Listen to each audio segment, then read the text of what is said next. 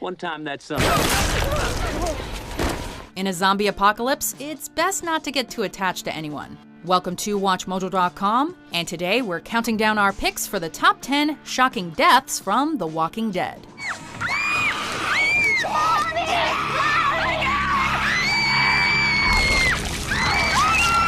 For this list, we're only looking at character deaths from the television series, not the comics or video games.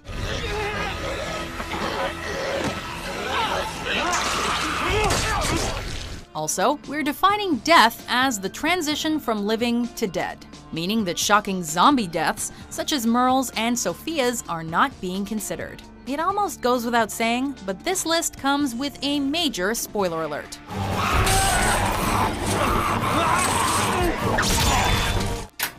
Number 10, Lori Grimes. I think the baby's coming.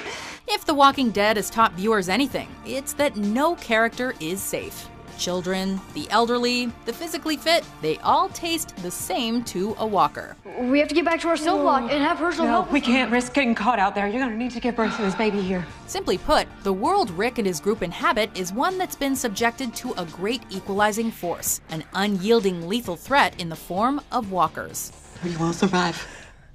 My baby has to survive. Please. My baby.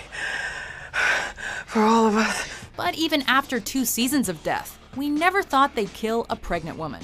Sure, it made Lori vulnerable, but that just made Rick extra vigilant. In the end, it wasn't the walkers that got her, it was the harsh reality of their new world, and the lack of modern medicine that comes with it. If you were surprised, imagine how Rick felt. And Carl. Oh, no. Number 9, Lizzie Samuels. I'll get you more. Lizzie? After seeing Sophia's fate in Season 2, we learned never to trust The Walking Dead with children. Danger lurks around every corner and at the bottom of every well, making a child's chance of survival low. In an unexpected turn, the deaths of Lizzie and her sister Mika came at the hands of the living. This episode showed us the psychological toll that life in this dystopian world takes on children. First, we watched in horror as Lizzie grew so detached from reality that she killed her own sister, thinking it would prove her belief that walkers aren't bad. Don't worry. She'll come back. Heartbroken, Carol must kill this confused little girl whom she loves dearly, as Lizzie can no longer be trusted around the living. Just look at the flowers.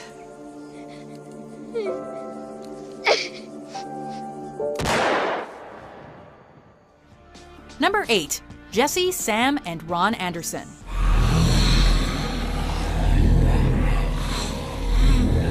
The monsters will come, and you won't be able to run away when they come for you. Sure, everyone suspected that young Sam was not long for this world. The saying, "the meek shall inherit the earth," does not apply in a zombie apocalypse, and Sam was about as meek as they come. Jesse, on the other hand, had just proven herself more than capable when the wolves attacked. Sam really should have stayed behind with Gabriel and Judith, but he insisted that he could be brave. Take Sam. No, Yes, Sam, it'll be safer. I'm not leaving you. But apparently he was wrong. The old zombie guts camouflage trick was working perfectly, but from the very first nervous "Mom," Sam sealed his fate, and that of his family. The way they were torn apart? Brutal. Rick chopping off Jesse's arm? Harsh, but necessary. And then Ron finally snapped. You.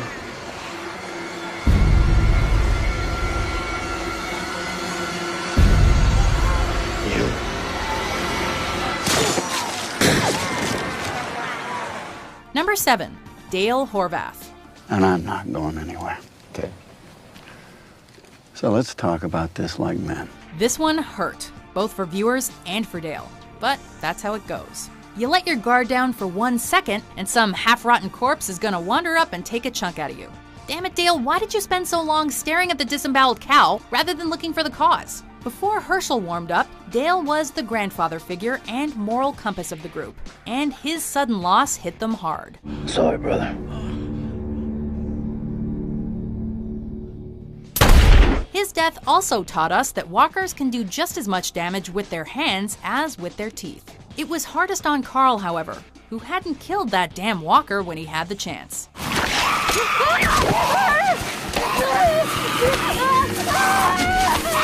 Number 6, Denise Cloyd. threw up on my glasses. On this show, you should always be concerned if a secondary cast member starts to get too much screen time in any given episode, since it often means their demise is imminent. But Denise's role in this episode honestly didn't seem like the typical pre-death moment in the spotlight. She had just started a relationship with a main cast member, she'd become essential to the group as a doctor, and had really grown as a character throughout the season. And that speech was fantastic. And I wanted you here because you're alone. Probably for the first time in your life. And because you're stronger than you think you are, which gives me hope. If only we could have heard the end of it. Honestly, who could have seen that crossbow bolt coming? Well, certainly not Denise, given that it entered through the back of her skull. And if you don't wait... Number 5. Noah. Look at you with the aim. Couldn't they have taken Nicholas instead? Glenn had a solid plan for escape, and Nicholas totally blew it. One of the best original characters created for the series, Noah was selfless and extremely likable. Heard you talking to Holly last night. What's her story? But yes. No reason. It's an innocent question. Don't make me hurt you. Tyler James Williams was perfect in the role, managing to fully flesh out the character during his brief time. With his interest in architecture and the defense of Alexandria, we were sure he was here to stay. But apparently that was classic Walking Dead misdirection.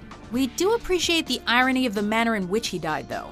After all, the show is notorious for being a revolving door of cast members. What a horrible and surprising way to go, though. Number 4. Shane Walsh. He's got no bites. Yeah, none you can see. Imagine an alternate reality Walking Dead where the love triangle between Rick, Lori, and Shane never happened. Rick and Shane could have worked together like real partners, and everything would have been awesome. But even in a global catastrophe, matters of the heart are never simple. You tear into me for keeping secrets when you're holding on to this! You want me to bring a baby into this? To live a short, cruel life? After almost 2 seasons of tension, the Shane-Rick conflict came to a head with Shane deciding to murder Rick. So this is where you plan to do it?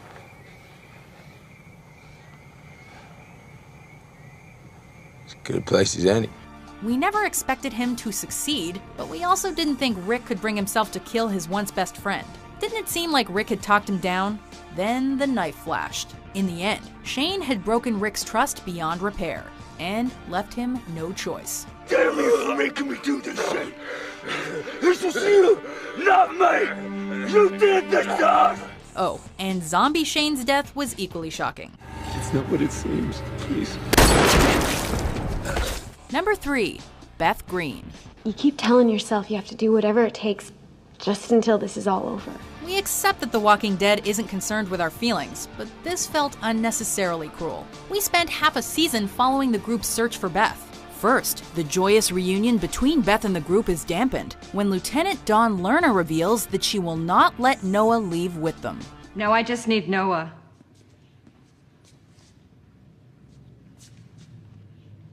And then you can leave. A selfless character as always, Noah accepts, telling the others to go. As viewers, we were sad, but accepted it knowing that Maggie and Beth were about to be reunited, a pick-me-up they both desperately needed. Then, Beth stabs Dawn, and Dawn shoots Beth in the head. We spent so long waiting for this reunion, and it all disappeared with the flash of a gun.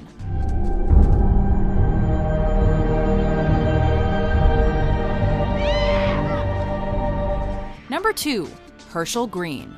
You say you want to take this prison as peacefully as possible. That means you'd be willing to hurt people to get it. We mentioned that Maggie and Beth could have used something positive to lift their spirits, and this is why. The death of Herschel was one of the most devastating moments in the show, for his daughters, for the entire group, and for viewers.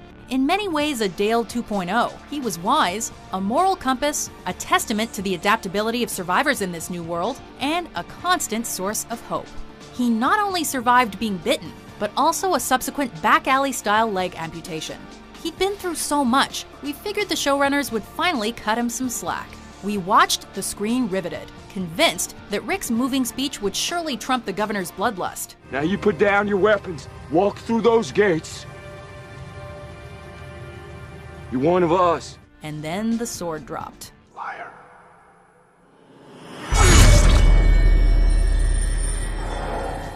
Before we unveil our #1 pick, here are some honorable mentions.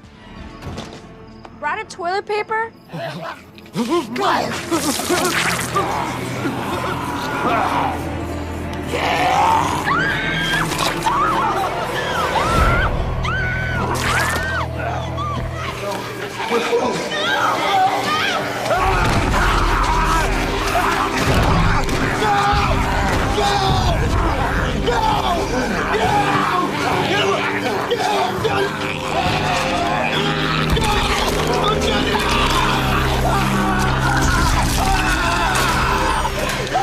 I tried.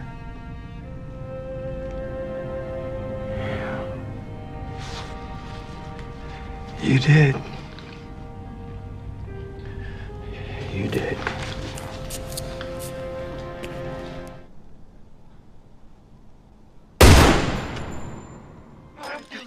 Hey, just stop now. Get Hey, away. just stop. Hey. Get away!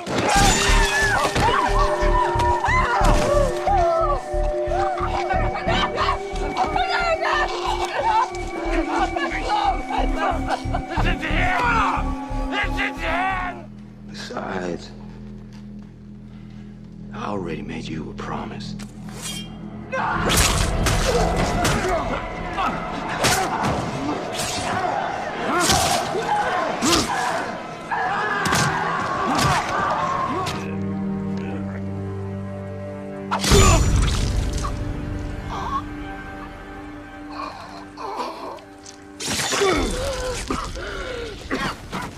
#1, Glenn Reed. Maggie? And there it was, the death that many fans were expecting, but everyone prayed would never come. You thought you were safe. I get it. In the comic books, Glenn is the one killed seemingly at random by Negan, but the television series decided to throw us a curveball and make Abraham Negan's first victim.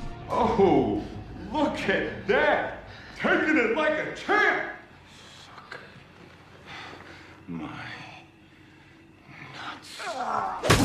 Fans barely had time to process the loss of the show's mustachioed badass before Negan, angered by Daryl's reprisal, makes Glenn Lucille's next victim in the show's most brutal and eye-opening moment to date. Back to it. Just to make sure the grief hit home, I'll find you.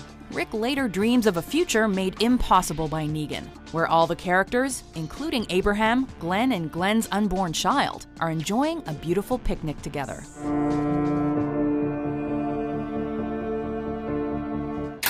Do you agree with our list? I'm not gonna kill you. Which Walking Dead death shocked you the most? I wish it didn't have to end. Not this way. For more riveting top 10s published every day, be sure to subscribe to WatchMojo.com. Hell, you're all gonna be doing that.